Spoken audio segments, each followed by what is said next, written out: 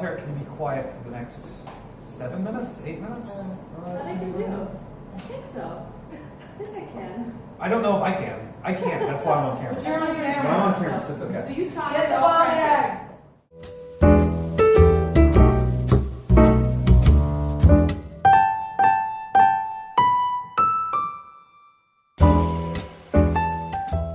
Hi, this is Foster, and welcome to another edition of Late Night at the Wall. Late night. Late Night at the Wall. I realize that we filmed this during the day. We actually have a show in a couple of hours as like a preview show.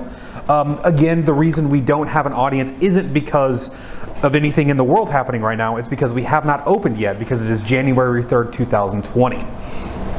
Now, some of you eagle-eyed viewers will notice that I'm in shorts today, or I've been in shorts. I changed into shorts today because we filmed 6 other episodes today. The reason for that is because it is January and it is 36 degrees outside. Yeah, I'm wearing a bikini top. So, yeah, so my friends from the US will maybe buy that. I think the rest of the world knows exactly, can see through whatever I'm trying to do. I don't know. But anyway, today I have a lovely guest. She runs a great show. She runs a number of comedy shows, but she also runs a monthly show here at the Wall. Liliana Velasquez, how are you doing tonight? I'm loving this January 3rd weather, you know. Yeah, it's weird. I feel like the world might end if it keeps on staying this hot. Global warming, right? Global warming, that's the problem. Well, if you would like some hand sanitizer, I don't know if it cools you off. It's blue though. Yeah, I think it does, you know. I feel like it makes me feel a little more like... It's a bit sticky though. It's weird. What is it with people thinking sticky is weird? I don't know. Sticky's a natural state in this heat, you know, in this January heat. This lovely January 36 degree weather. I refuse to say the word heat. I'm only going to say 36 degrees. That way people from Europe are like, but wow. For me, that's not heat. Like, I'm very comfortable in 36 degree weather. It could be a little bit more and I feel more at home. Okay. So that makes you feel more like South America, like Colombia. I want it to feel like El Nino, you know? I want Yeah. But you've been in Berlin how long now? 8 years. 8 years.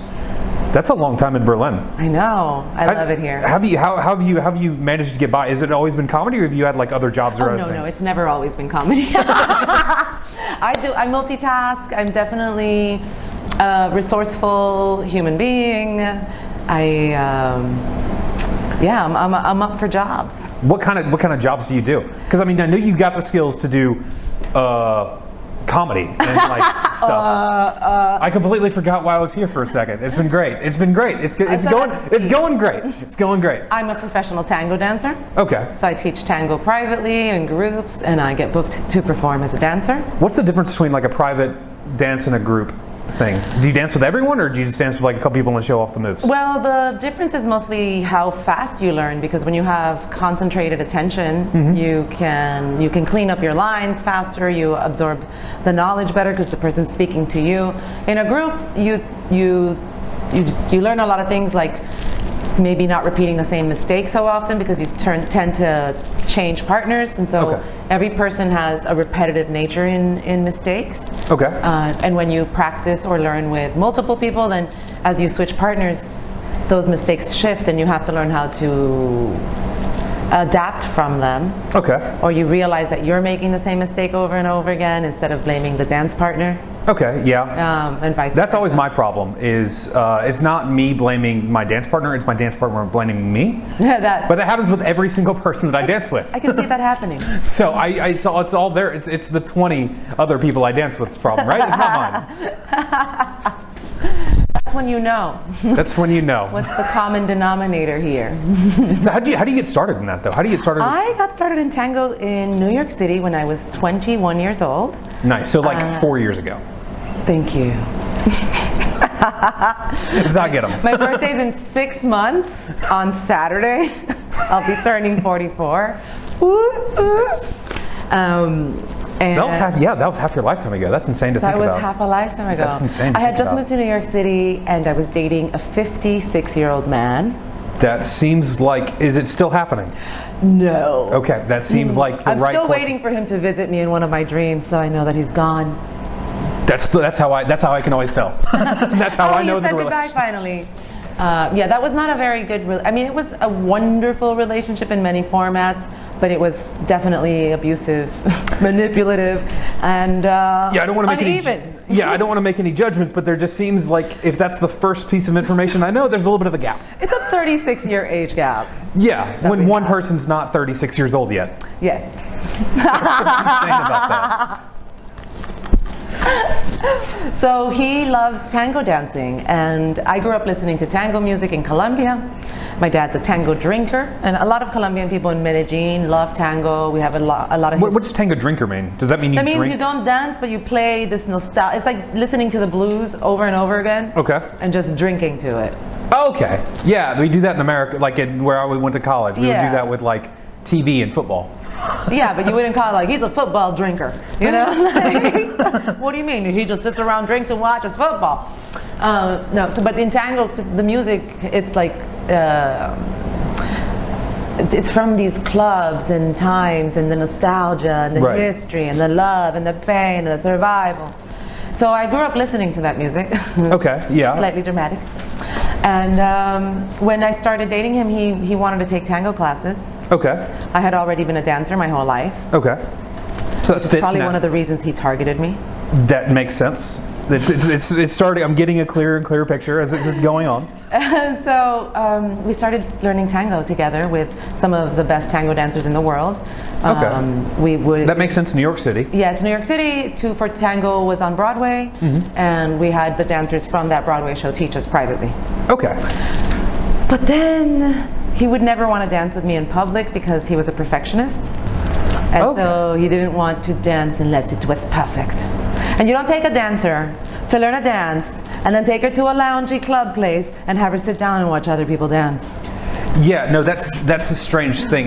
When you said he doesn't like to do it in public because of perfection, I was thinking just in terms of stand-up comedy, like because you never like I've seen you and you always seem like you're perfect, but Oh, then God. afterwards He's you're right. complaining. No, yeah, I judge myself a lot.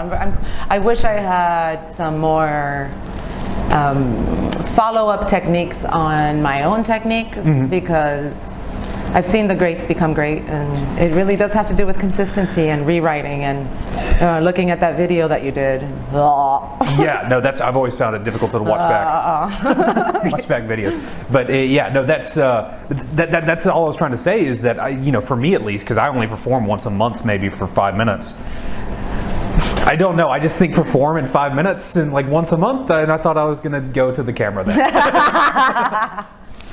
Yeah. But yeah, no, so if I felt like I had to be perfect all the time, I would never do it in public. You just do you just have fun with it, and you do what you can with it, and you enjoy it. Yeah, I mean, I somewhat even love bombing because it lets me be less delusional about my greatness. I have enjoyed bombs. I have enjoyed bombs. I mean, they hurt, but they hurt good. It's like that wound that is healing.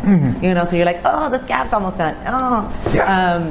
but it's healing. So when you do a bomb and you understand it and you learn from it, that's really good pain. That's Oh yeah, no, it's that's like, good. yes, mistress, may I have another? It's very important in just the developing of comedy. Yeah, But and you- in dance as well. I mean, so tango is a dance that takes it has to have, you have two to tango, right? So it's a partnership dance, and you don't in order to develop longer routines and pieces, you gotta dance. You got to. You gotta dance. You got to. That's the only way. Yeah. Well, anyway, thank you for being here. You run a monthly show here, right? I do. Or you will once we open for the first time ever. I need more hand sanitizer. And you are opening us. You're doing our first show ever here. You're the grand opening. The balls grand to the wall. opening, balls to the wall. That's right, with Caroline Clifford, Caroline Clifford. Yeah, just the actual like rock Tamika stars. Campbell. Tamika Campbell. Yeah, just the actual like the legends of the Berlin the comedy fiercest scene. women of building the English scene in Berlin. Oh, yeah. Because these were the ones that did the groundwork to get us where we are now.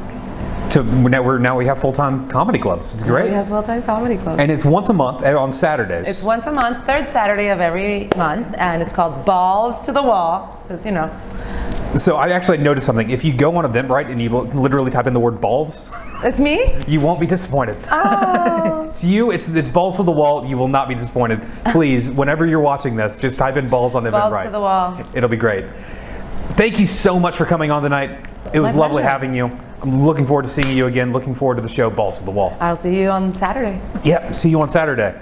which might be Our today. grand opening. Which might be today, because I don't know what today is anymore. Thank you so much.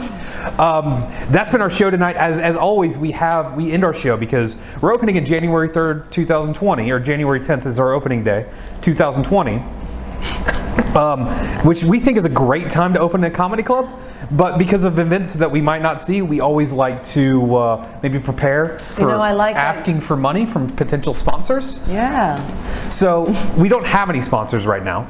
But as you guys know, Billy Zane is coming next week, and we wanted to the start of the movie The Phantom, and we wanted to kind of push and ask them. This is kind of convoluted, but it's okay. It'll make sense I'm in so just a lost second. right now. Anyway, but he's actually Billy Zane is Billy, coming next you know week? Billy Zane, right? Yes. The star of the movie The Phantom. Yeah. He's like bald head, great eyebrows. No, he's now bald, but he used to have a full head of hair. Yeah, but he's bald because he's the Phantom. Yeah, because the Phantom. But he's got great eyebrows.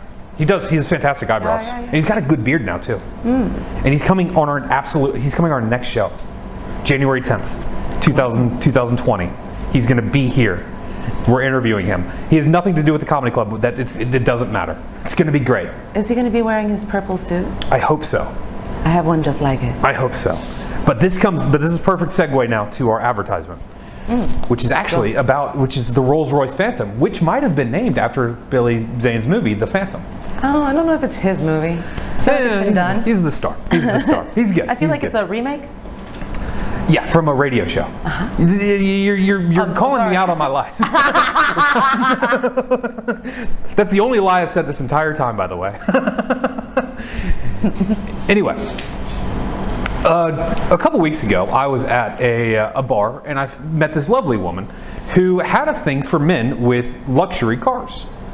Now, as I'm a huge fan of Billy Zane's movie, The Phantom, I told her that I had a Rolls-Royce Phantom. It was great. The night went fantastic. We made out the entire time. The only problem was when we went back, we were going back to my place, I instinctively went to the train station because I do not own a car. She saw that and slapped me in the face, said never call me again, and ran away. Overall, I rate the night a 7 out of 10.